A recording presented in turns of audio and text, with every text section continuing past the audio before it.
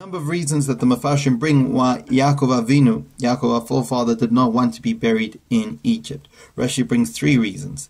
That he didn't want to be there at the time of the kinim, with the last under the ground at the time of the plagues. Second reason, that we know that Techiyat HaMeitim is much harder in Chutz La'aretz. And a third reason is that he was concerned that the Egyptians would use his kever as a place of worship and idolatry. The Tosfot bring another reason, is that he was worried that the Egyptians would exploit the situation. If he was buried in Egypt, they'd come along and say, oh, the plagues shouldn't come along. Look, Jacob, forefather of the Jews, is buried over here. Don't bring the plagues on Egypt. Save us from the plagues on Jacob's behalf. Midrash brings a reason that perhaps it wasn't because of the Egyptians that Jacob didn't want to be buried in Egypt, but rather because of the Jews, because of Bnei Israel.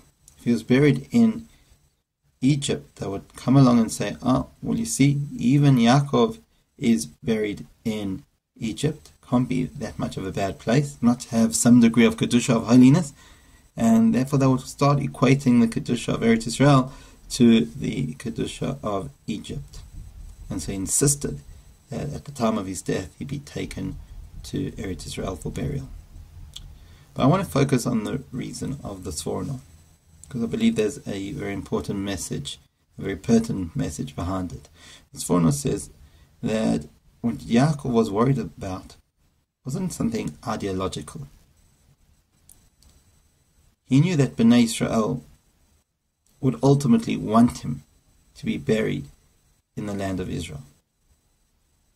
He wasn't concerned about their associations to the land. But what he was worried about was the practical implications of his request.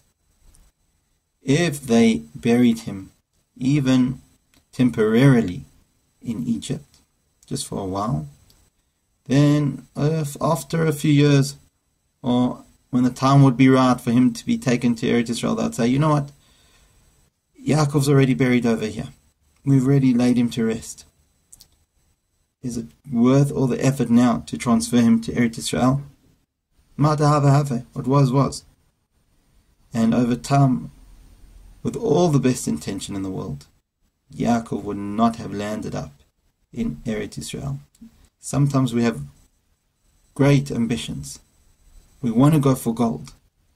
But when things get difficult and they get in our way, we run to easy options.